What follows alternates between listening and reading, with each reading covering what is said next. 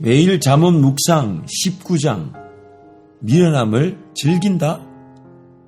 미련함을 즐긴다? 본문 2절 3절 세 번역을 읽어드리면요.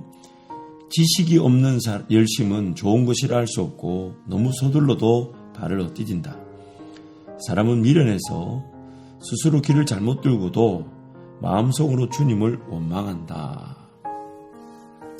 잠언 세 번역으로 읽어보면 가장 많이 등장하는 부류 있던 청중은 미련한 자들이다, 그런 표현을 많이 쓰죠. 오늘 이 미련한 자들의 문제점이 뭐냐면 자기가 미련한 줄 모르고 그 미련함을 오히려 강조하고 내세우고 자랑하고 심지어 즐기기까지 한다는 것입니다. 죄로 말미암아 나타나는 가장 대표적인 현상 때문에 그런 것인데, 이 죄라는 것이 얼마나 무섭고 안타까운가 하면 죄인들로 하여금 그 죄가 무엇인지를 전혀 모르게 만들어 버린다는 것입니다. 자기 자신이 죄에 사로잡혀 있는데 전혀 인지하지 못합니다. 죄가 어떻게 죄인들을 괴롭히고 있는지를 죄인들이 전혀 모릅니다. 죄가 죄인들을 괴롭히기 때문에 그 괴롭히는 결과가 죄가 나를 괴롭히고 있다는 것을 죄인들이 모른다는 겁니다. 그래서 제가 1장부터 전체 이 미련한 자들에 관한 말씀들을 한번 쭉 이렇게 한번 뽑아봤습니다. 한번 전체를 한번 읽어드릴게요.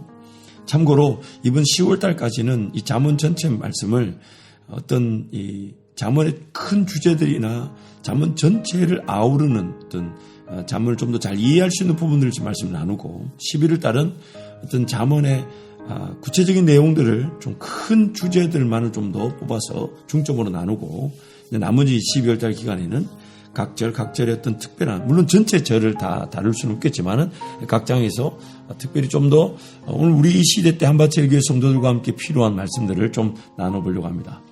미련한 사람들, 그 미련에 대한 말씀들을 제가 잠언에 쭉 이렇게 한번 뽑아봤어요. 한번 읽어드릴게요. 한번 천천히 자세히 한번 들어보세요. 잠언 1장 22절. 어수룩한 사람들아, 언제까지 어수룩한 것을 좋아하려느냐? 비웃는 사람들아, 언제까지 비웃기를 즐기려느냐? 미련한 사람들아, 언제까지 지식을 미워하려느냐?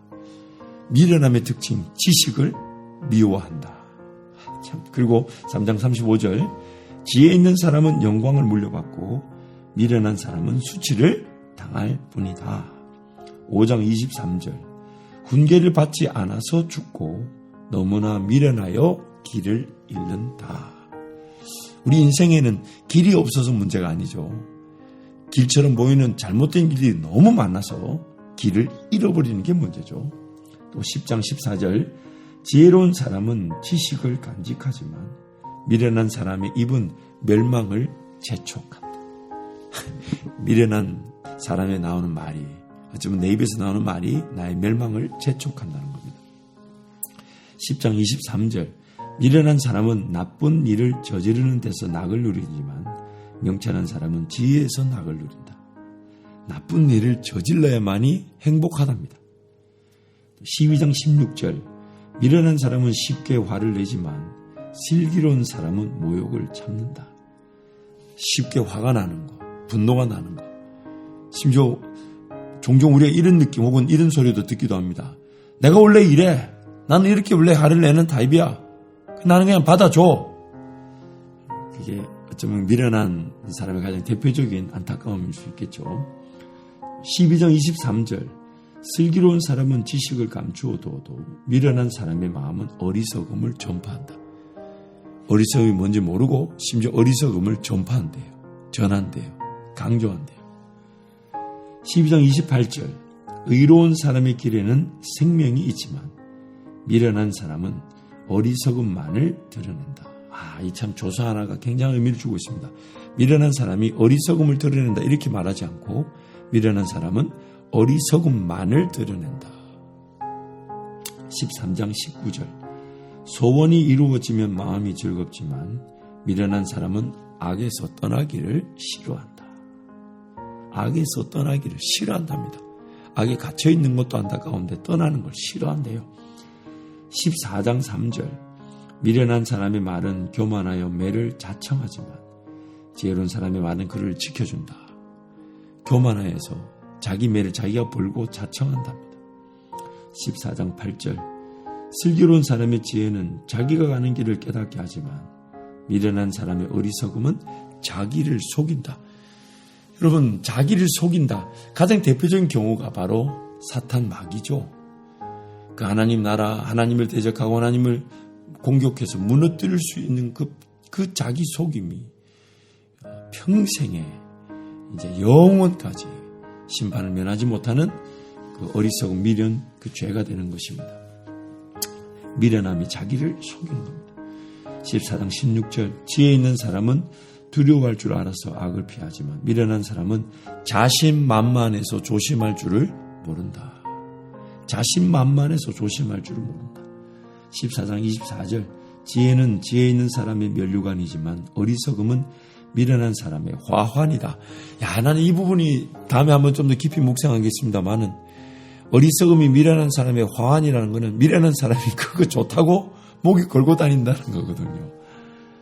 여러분 왜 묻는지 아시죠? 참 저나 여러분이 미련을 벗어나지 못하는 죄인이기 때문에 말씀을 대할 때마다 너무 선뜻선뜻합니다. 15장 2절 말씀 보니까 지혜로운 사람의 혀는 좋은 지식을 베풀지만 미련한 사람의 입은 어리석은 말만 쏟아낸다. 15장 14절. 명철한 사람의 마음은 지식을 찾지만 미련한 사람의 입은 어리석음을 즐긴다. 15장 20절. 지혜로운 아들은 아버지를 기쁘게 하지만 미련한 아들은 어머니를 업신여긴다. 15장 21절. 생각이 모자라는 사람은 미련함을 즐기지만 명철한 사람은 길을 바로 걷는다. 17장 16절. 미련한 사람의 손에 돈이 있은들 배울 마음이 없으니 어찌 지혜를 얻겠느냐. 참 미련한데도 돈을 가지고 있다는 것은 너무너무 안타까운 일일 수 있습니다. 또 17장 24절. 슬기로운 사람의 눈은 지혜를 가까이에서 찾지만 미련한 사람은 눈을 땅끝에 둔다.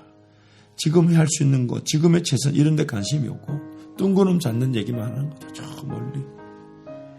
18장 2절. 미련한 사람은 명철을 좋아하지 않으며 오직 자기 의견만을 내세운다. 들으려 하지 않고 내 말만 하고 내 의견만 내세운다는 것이죠. 18장 7절. 미련한 사람의 입은 자기를 망하게 만들고 그 입술은 올무가 되어 자신을 옳아낸다. 내 입이 나를 망하게 하고 내가 말한 것이 내 입술이 나를 올가매는 올무가 된다. 19장 3절. 사람은 미련해서 스스로 길을 잘못 들고도 마음속으로 주님을 원망한다. 이건 조금 이따 결론 부분에서 좀 더 제시하고요. 19장 29절.